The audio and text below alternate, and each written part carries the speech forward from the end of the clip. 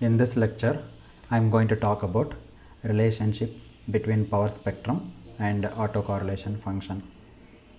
We already stated that the inverse Fourier transform of the power spectral density spectrum is the time average of the autocorrelation function, that is 1 over 2 pi integral of power density spectrum Sxx of omega e to the j omega t times d omega, and the limit is from minus infinity to plus infinity, is equal to time average of the autocorrelation function, that is Rxx of t comma t plus tau. This is autocorrelation function. Take the time average. So on the right hand side is time average of autocorrelation function. Excuse me. The left hand side it is inverse Fourier transform of power spectral density or power density spectrum or power spectrum, whatever it is, Sxx of omega. So now let us prove this.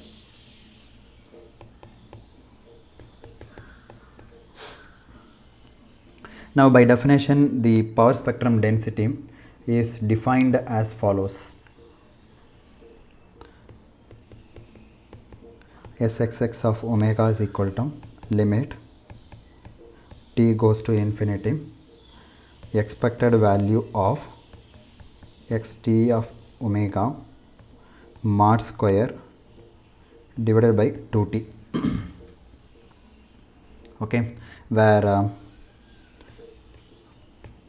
xt of omega, this capital letter, right, indicates the Fourier transform of the time domain random waveform xt of t. Here we used small letters, okay, to indicate the time domain function, and here capital letter to indicate a frequency domain,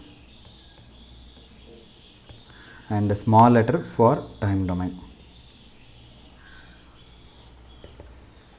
And now, as I said, the random process capital X of t is a collection of waveforms, right? It has n number of waveforms where n probably goes to infinity. It goes up to infinite number of waveforms. The collection of all these waveforms together is called a random process capital X of t, and this individual function is called a realization of the random process or sample function. And as I already told you that the sample function in general exists from minus infinity to plus infinity. Now I cannot see this range at one go. Okay, so what will I do? I will truncate this waveform from minus t to plus t. Therefore, the truncated version of x of t is denoted by xt of t. Therefore, my range of vision is minus t to plus t. Okay, now the Sxx of omega can also be written as follows: limit t goes to infinity 1 over 2t expected value of xt star of omega times xt of omega. Okay, now recall from your complex number theory. Let's say z is a complex number a plus ib, then z star equal to a minus ib. Therefore, z star times z equal to a square plus b square, which is mod of z square. Therefore, the complex number can be written in terms of its conjugate. Mod square is a quantity multiplied by its complex conjugate. Bear with me, it would be a longish kind of derivation, and you must follow these steps carefully. Okay, now I will write this separately, and I will use two values of time for this. Okay, for this I use one time value, and for this I use another time value, either t1 or t2 or t3, doesn't matter. Now xt of omega is the Fourier transform of your time domain signal, truncated signal xt of t e to the minus j omega, let me call t1 times dt1, and this t1 is a variable of integration. I can call it arbitrarily, either I can call it t1 or t2 or t3, doesn't matter. Okay, so here also let me put t1, x of xt of t1. Therefore sxx of omega is equal to limit t goes to infinity 1 over 2t expected value of integral of xt of t1 times e to the minus j omega t1 dt1 whole conjugate. The limit is from minus infinity to plus infinity. Multiply by integral of, let me choose some other variable, xt2 times e to the minus j omega t2 times d2 minus infinity to plus infinity. Okay, and this stands for xt conjugate of omega, and this stands for xt of omega. And this one I am using time instant t1, and here I am using some other time instant t2. Now obviously I can remove the conjugate here. Okay, this conjugate I can remove it, so I can bring it inside. Limit t goes to infinity 1 over 2t expectation of,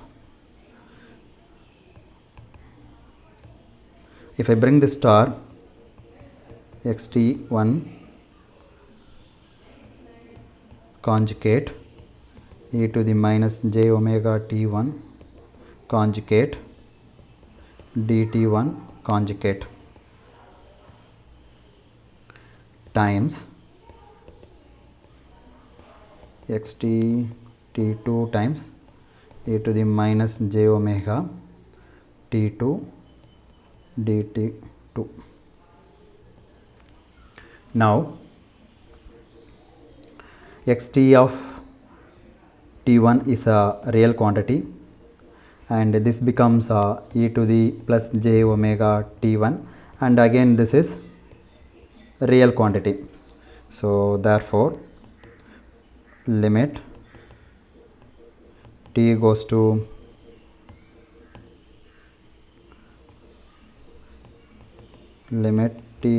infinity 1 over 2t expectation of xt star of t1 becomes xt1, it is a, since it is a real, e to the j omega t1 dt1 multiplied by another integral xt of t2 e to the minus j omega t2 dt2. Then I can combine the two integration.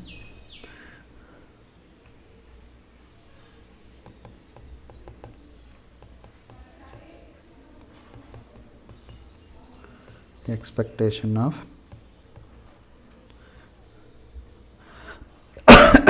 since the signal is exist from minus t to plus t, I can also use the limit from minus t to plus t, no problem. Okay, xt of t1, you can put minus infinity to plus infinity also, nothing is wrong, because since your signal ranges from minus t to plus t, I can put minus t to plus t instead of putting minus infinity to plus infinity. Xt of t2 e to the, you combine this integration and this exponent minus j omega t2 minus t1 times dt1 dt2. Now do you see the trick? I am not putting identical t's. Okay, I am using two different t's.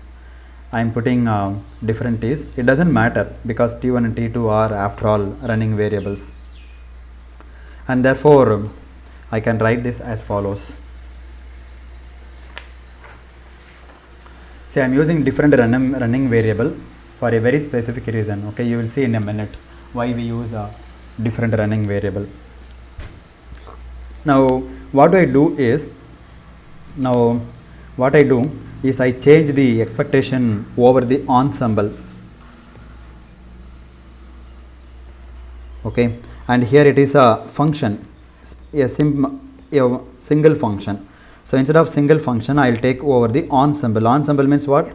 Family of functions. Okay, and therefore the expectations can be brought inside the integral. So let me bring this expectation inside the integration, because both are independent operations, so I can bring it inside.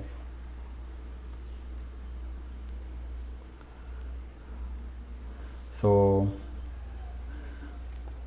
sxx of omega limit t goes to infinity 1 over 2t double integral minus t2 plus t minus t2 plus t, expectation of this one I can put it here, xt t1 xt of t2 times e to the minus j omega t2 minus t1 dt1 dt2. Now instead of small x of t, it is a single function, right? Whenever you use small letter, it indicates a single function from the random process. Okay, so here we use capital X of t rather than small x of t, because expectation is performed on the process capital X of t, on the random process capital X of t, as opposed to one sample function. By the way, you cannot take expectation for a single value or a single function. It can be taken over the ensemble, okay, over the family of functions or family of different waveforms. And one more thing, I cannot take one sample function and find its expected value. Okay, recall the definition of expectation. What is the definition of expectation? Expected value of a random variable. But here I don't have the random variable, right? This is not a random variable, first of all, by the way. It is not a random variable. In order to take expectation, I need a random variable, but here I have a function or random function, one sample function I have it. So I cannot take expectation here. So it is meaningless. Okay, so the expectation is defined only for random variables, not for random processes or any other function. Even when you write like this, then it indicates that you have a collection of waveforms and you sample the waveform at time t. Then you are converting the random process to random variables. Otherwise, you cannot take expectation operation. So this is a very important point you should remember. Therefore, in order to find the expectation, we need to sample the random process at some time instant, let's say t equal to t1, and again sample at time t equal to t2 at some other time instant t2.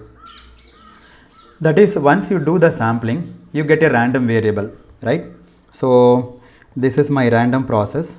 You sample at this time, you will get a random variable x of t1,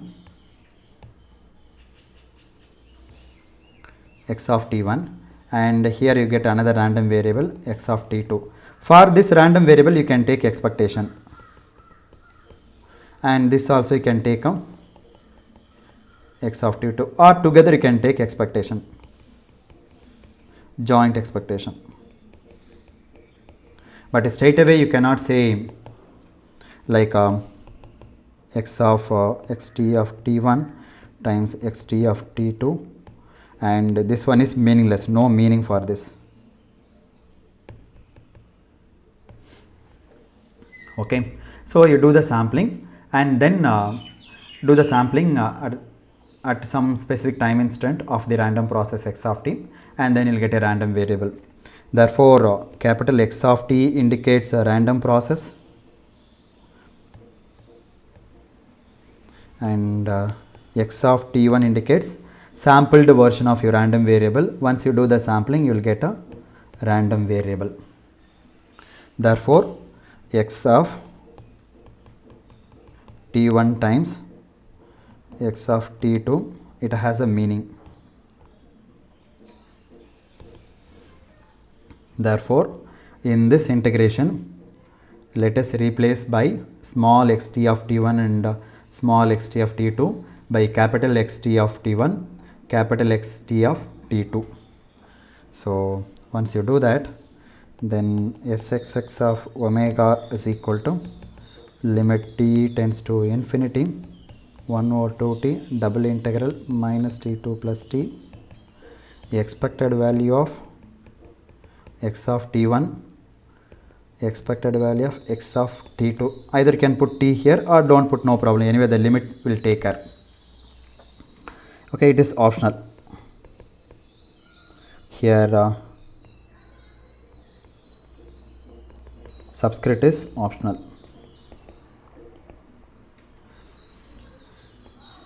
E to the minus j omega t2 minus t1 dt1 dt2. Well, then what is this quantity? This quantity,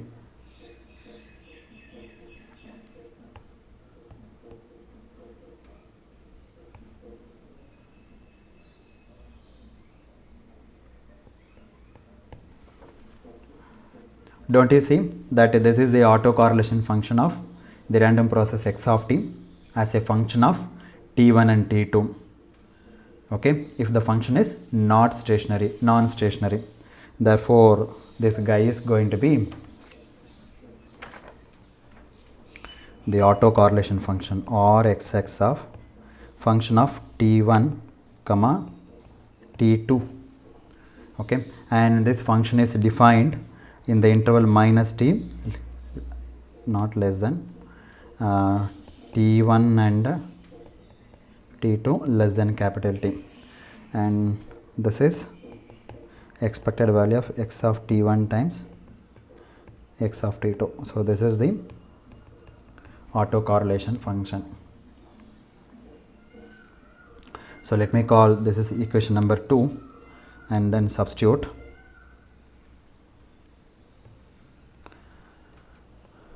Sxx of omega is equal to limit t goes to infinity 1 over 2t double integral minus t2 plus t, then this is or xx of t1 comma t2 e to the minus j omega t2 minus t1 dt1 dt2. So let me call this is equation number 1 minute, this one let's say 3 and this one 4. Next we seek the inverse Fourier transform of your power spectral density function. Okay, because the inverse Fourier transform of power spectral density function Sxx of omega is will exist, Sxx of omega will exist because we assume that Sxx of omega is real, and we said it is non-negative, and it is absolutely summable because we assume that the power in the process is finite, less than infinity. Therefore, you can take inverse Fourier transform of Sxx of omega. So therefore, the inverse Fourier transform of Sxx of omega is 1 over 2 pi integral of omega e to the plus j omega.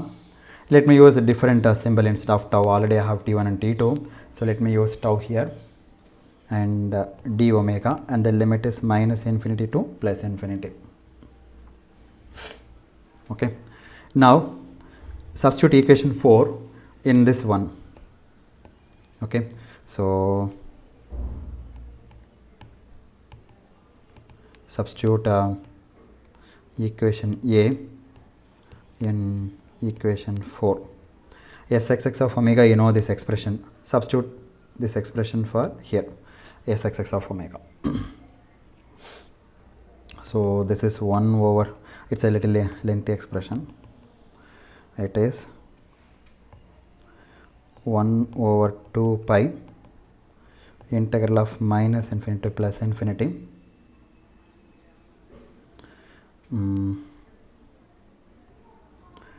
plus infinity limit t goes to infinity 1 over 2t double integral minus t2 plus t minus t2 plus t or xx of t1 comma t2 e to the minus j omega t1 minus t2 minus t1 dt1 dt2 then e to the j omega tau then d omega.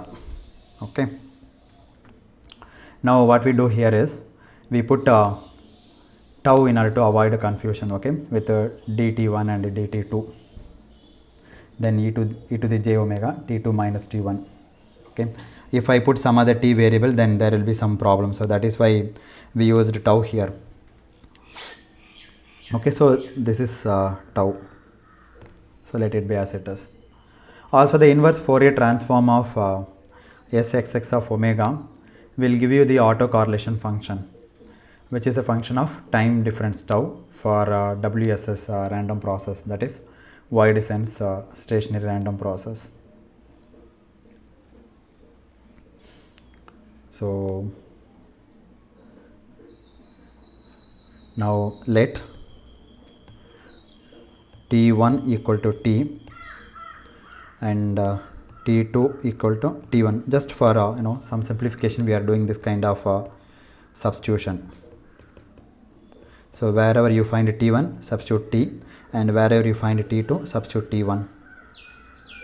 Therefore this is 1 over 2 pi integral of minus infinity to plus infinity limit capital T goes to infinity 1 over 2t minus t2 plus t minus t2 plus t or xx of t1 is replaced by t and t2 is replaced by t1, then e to the minus j omega, here t2 is replaced by t1 and t1 is replaced by t, and then bring this e to the j omega tau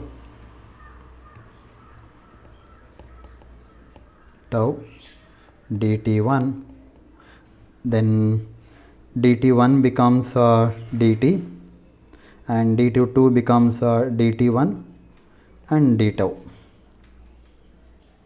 Okay, now let's rearrange this equation. Let me call this as equation number 5. So 1 over 2 pi integral of limit t goes to infinity 1 over 2t double integral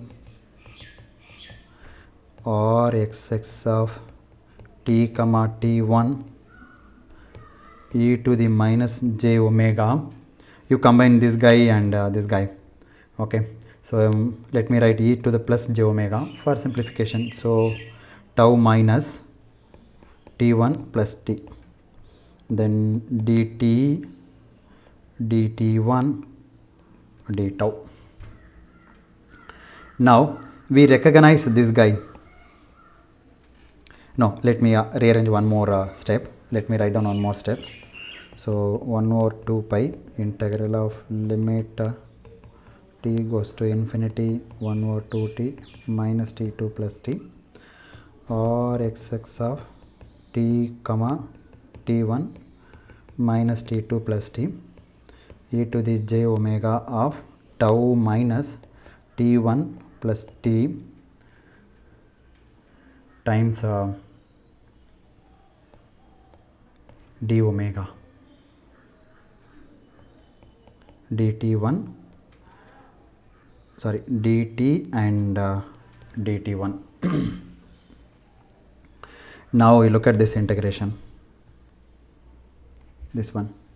Okay, we recognize this integral, okay,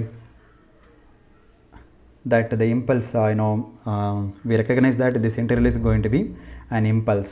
Okay, so this inner integral is the inverse Fourier transform of an impulse which is located at tau equal to t1 plus t. Recall from your signals and systems. Okay, so maybe I'll write down here, there is one small digression just for sake of completeness. Recall from your Fourier transform. If you take x of t, take from Fourier transform of x of t, then you'll get x of omega. Time shifting property says x of t minus t naught becomes e to the minus j omega t naught x of omega, right?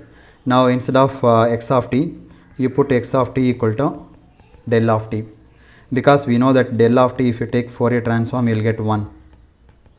Okay, so therefore del of t minus t naught becomes e to the minus j omega t naught and Fourier transform of del of t, that is 1. So this is e to the minus j omega t naught. Okay, therefore now instead of t, I have the variable tau minus t1 plus t. If you take Fourier transform for this guy, here the variable is tau, don't confuse. This is going to be e to the, here minus means I will get minus j omega t1, and plus means I will get plus here e to the power of e to the j omega t. So if you combine these two guys, e to the minus j, or let me put plus j omega t minus minus t1 plus t. Okay, therefore the inverse, say this is a Fourier transform of, no, this is a Fourier transform of this guy, right? Therefore inverse Fourier transform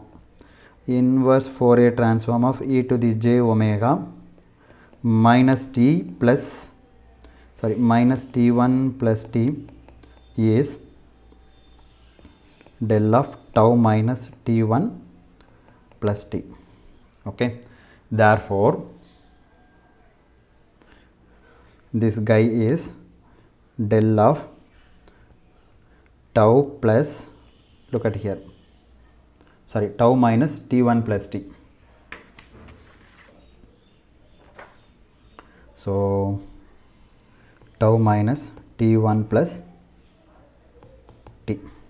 So this whole integral becomes like this, and this is the inverse Fourier transform. This is inverse Fourier transform of del of tau minus t1 plus t.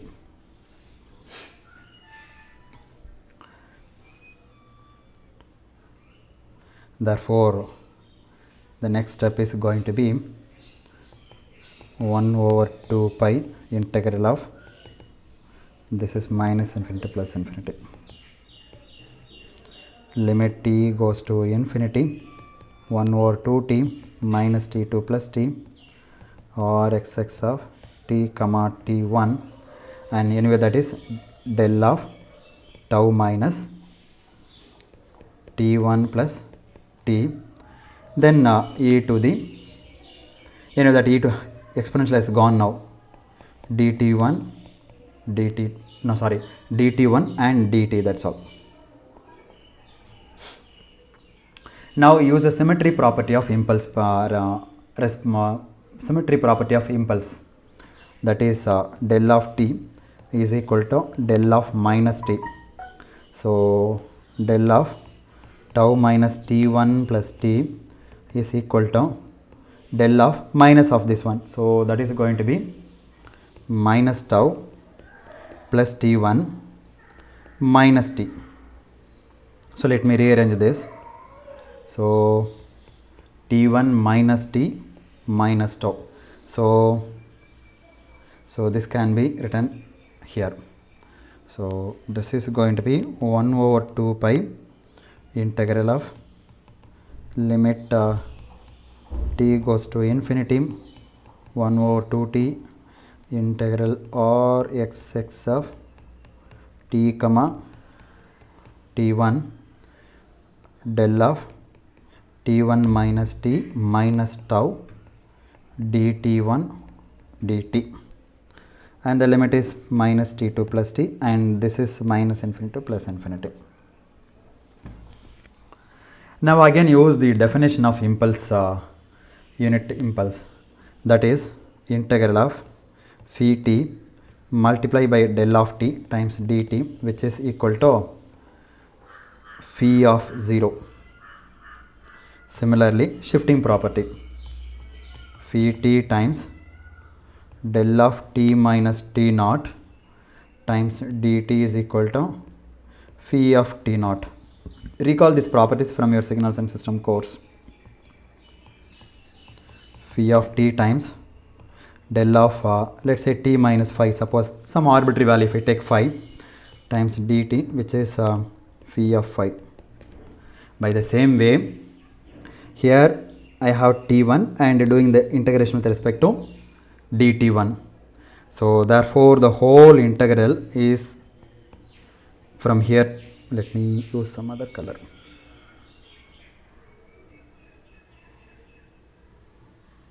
This one is going to be like r xx of t1 is replaced by t plus tau. Suppose if I put minus t naught, then it becomes plus t naught here. Minus 5, it becomes 5 here. Similarly, this whole thing comes here. So therefore r xx of t comma t plus tau. So this is 1 by 2 pi integral of limit t goes to infinity, then 1 over 2t. Anyway, that has gone, right? So that integration symbol will not come.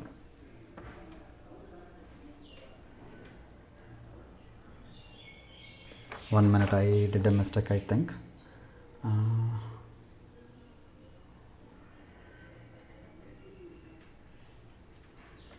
Okay, one small mistake I did it here. Wait a minute. So in this step, you take this minus t2 plus t, and this integration you put. This one is minus infinity to plus infinity. That's it. Only small correction. So therefore this is minus t2 plus t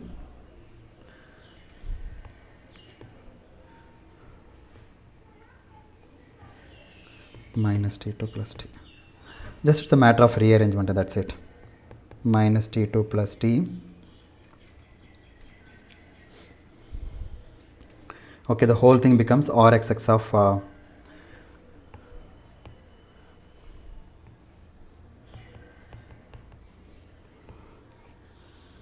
t comma t plus tau dt.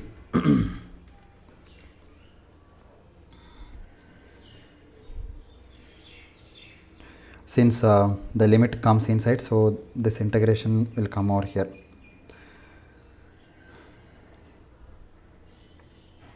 One minute. Okay, since this infinite integration comes here, and this guy has to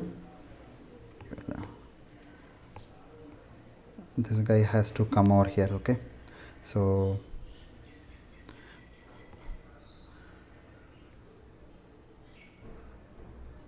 then this is limit t goes to infinity. I'm sorry, I have done one more mistake also. This 2 pi also will go, because inverse Fourier transform you need 1 over 2 pi, right? So I did a mess up here, so please kindly bear with me,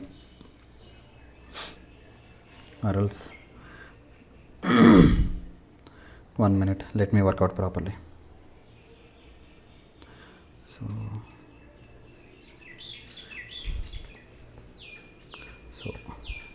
this is I'm sorry,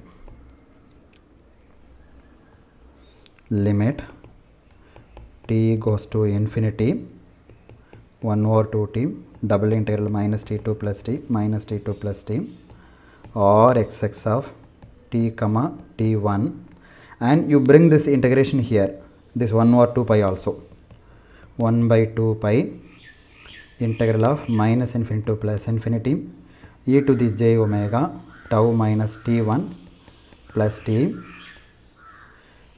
this is d tau, then dt1 dt. Now look at this integration. Okay, so this is the inverse Fourier transform of del of tau minus t1, the same procedure whatever I said. Because in the inverse Fourier transform the factor 1 over 2 pi will come. Okay, now from this step it follows.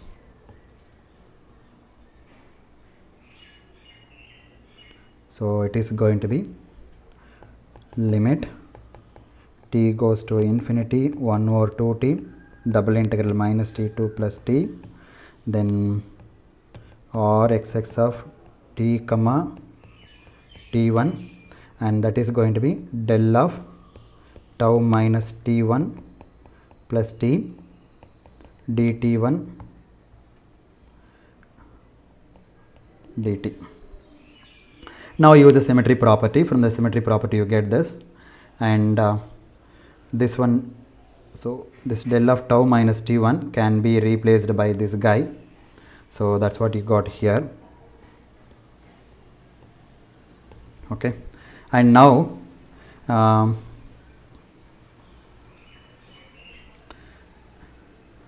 I now bring this I did a mistake here. This is not like that. Double integral minus t2 plus t limit t goes to infinity 1 over 2t. Now look at this integral, this one, this one, it's apply this property like phi of t times del of t minus phi equal to phi of phi. Similarly, this rxx of t comma t1 you can think of phi of t, and this one you can think of t naught. Okay, so therefore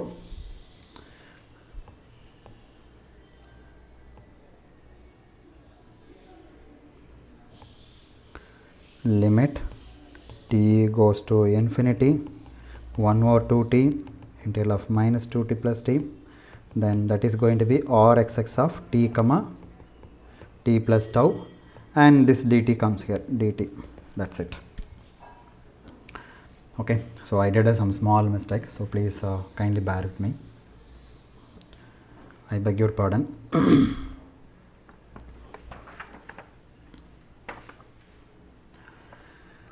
Now what is there in the left hand side? The left hand side, if you recall, we started with this one, inverse Fourier transform of sxx of omega here. So on the left hand side this is what we have.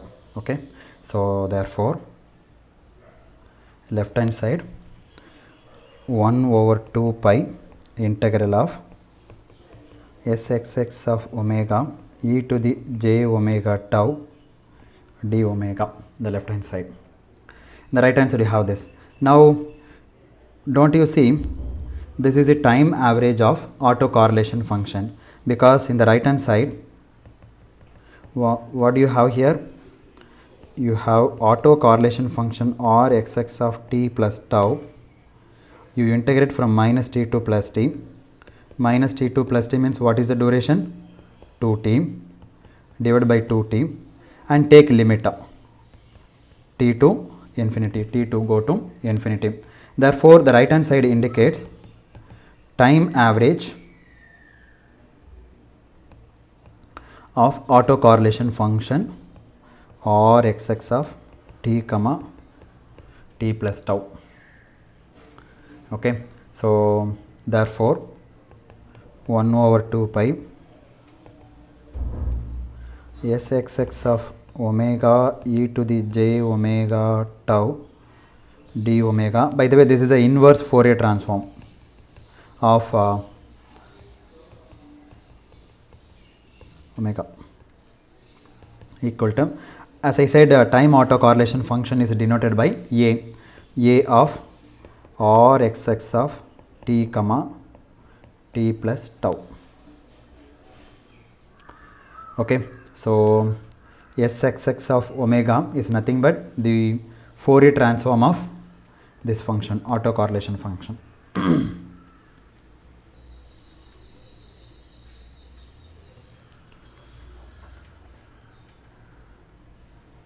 Therefore, you take Fourier transform, then inverse will get cancelled.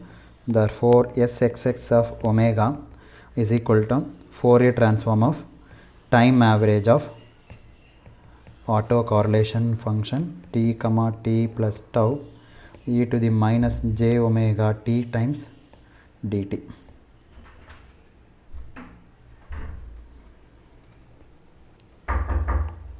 And this one will go away. So this is the definition. Okay.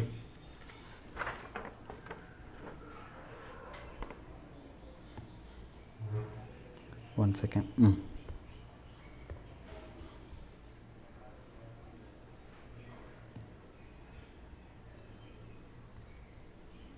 Okay, so this is a definition. So if you take the inverse Fourier transform on the left hand side, you will get this one. I mean, you take the Fourier transform both side. Okay, if you take Fourier transform,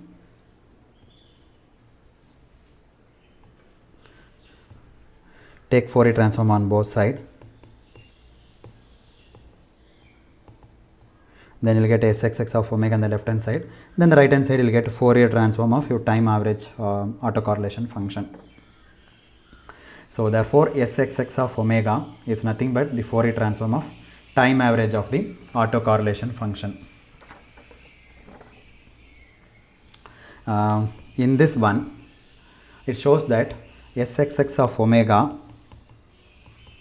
and the time average of autocorrelation function forms a Fourier transform pair. For the important case occurs when x of t is at least y descent stationary.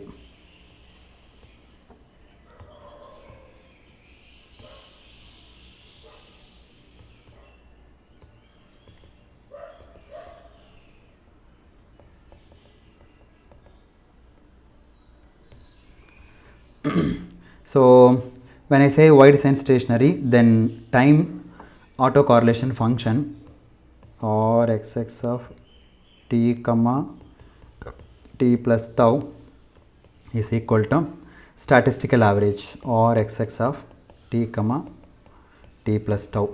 This is called statistical average or ensemble average. Ensemble average. Okay, so this one you can also write as r xx of t comma t plus tau. This is equal to r xx of t comma t plus tau. So in that case, the left hand side you have sxx of omega, right hand side becomes your statistical average or xx of t comma. When I say y descent stationary process, then it is independent of time. Therefore, this becomes r xx of tau. So instead of writing t comma tau, I can write straight away tau. So this is not needed. Tau. So this also, it's a function of purely tau, not t comma tau, t comma t plus tau. Okay, for wide sense stationary random process, and this also in fact a function of tau. So this is a Fourier transform pair between your power spectral density Sxx of omega and the autocorrelation function. And this last expression, this one, let me call this is B, and this expression A. Both these expressions are called Wiener-Khinchin's relations. W-I-E-N-E or Wiener, K-H-I-N-T-C-H-I-N, Wiener-Khinchin relations. After the great American mathematician Norbert Wiener and the Russian mathematician A.I. Khinchin.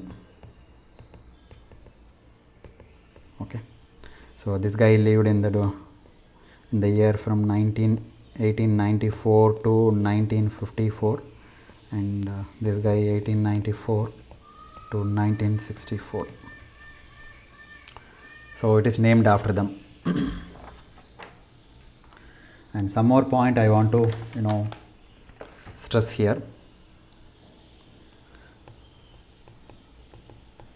So this is the relationship between power spectral density and autocorrelation function. Now Sxx of omega, we defined a limit t goes to infinity 1 over 2t, expected value of xt omega mod square over 2, like this. Okay, now look at this expression carefully. I have gone through the argument leading to this expression, but it is a measure of the average distribution of power for a given random process x of t. So this guy gives how much average amount of power, this one, because you are taking expectation, right? It tells you average amount of power,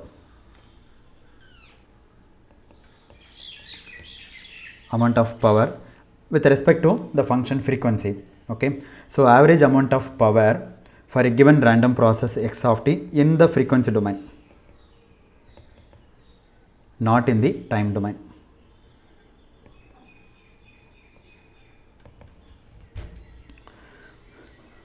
Now it tells you how is the power distributed amongst different frequency component, because in the x-axis you have frequency, in the y-axis you have the magnitude of omega. So it tells you how the frequencies are distributed. How the power is distributed amongst the different frequency component in the frequency domain. Okay, so this is a very, very important result, okay, in the characterization of random process. It relates the power spectral density when I talk about density function of a process. Okay, and you must ask whether we are talking probability density function in the time domain or power spectral density in the frequency domain. So power spectral density is a second order characterization. Why is it called a second order characterization? Because I am squaring it here. So therefore this is second order characterization in the frequency domain. Therefore power spectral density is the second order characterization. Okay, we are not squaring it up in the time domain. Okay, we are squaring it up in the frequency domain. See, in the frequency domain we are taking this mod square, but we are not doing the same thing in the time domain. Okay, so I am taking the average value of that squared function of frequency. See, I have xt of omega, you take mod and square it. Therefore you are doing the squaring operation in the frequency domain, not in the time domain. And after squaring this, you are taking the average value. So therefore it is the second order characterization or second order moment. Second order moment in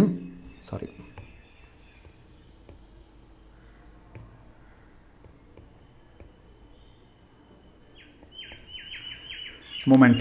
Okay, just like the autocorrelation function was a second order moment. In the time domain we had autocorrelation function, and this autocorrelation function is the second order moment. Second order moment.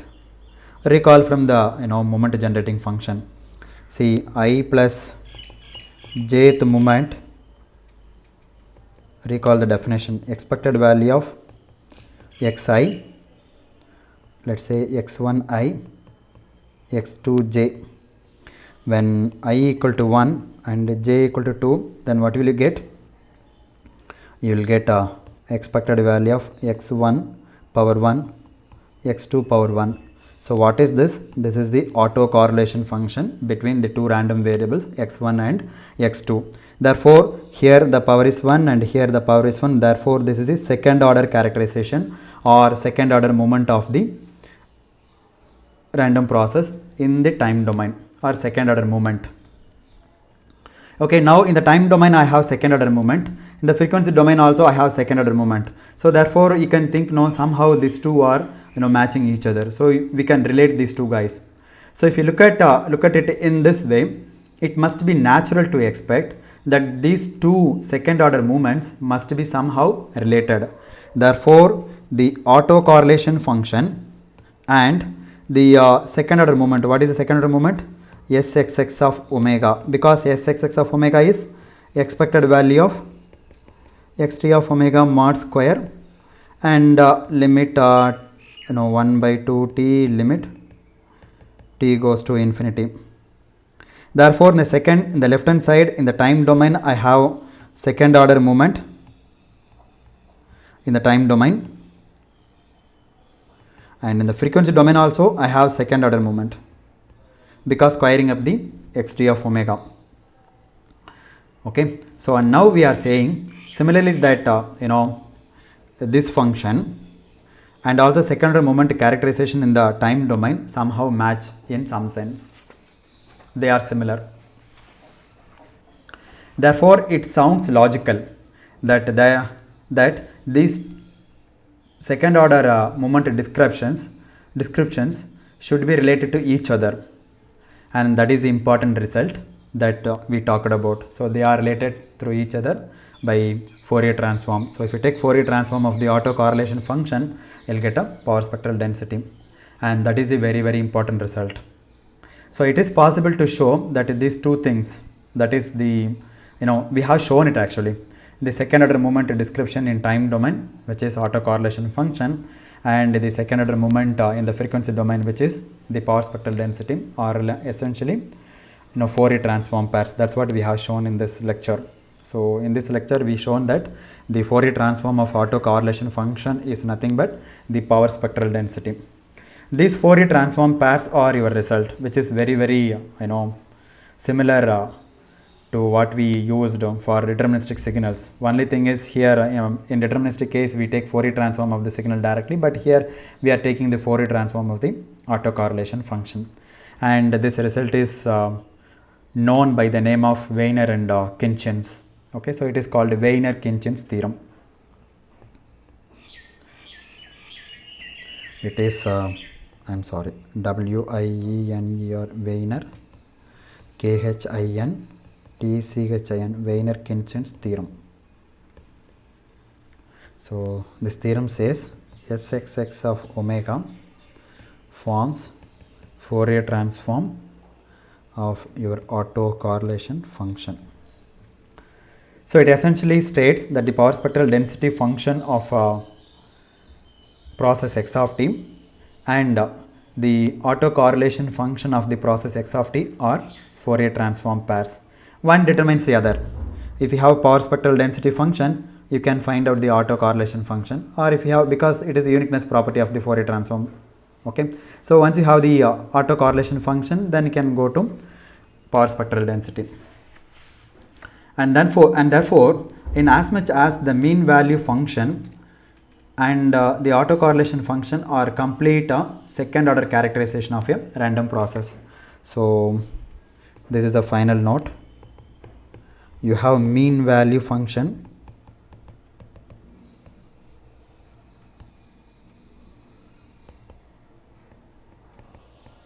then autocorrelation function. These two are enough to describe a random process. Okay, so these two are enough to describe the a random process. Okay, so let me stop at this point. Thank you very much.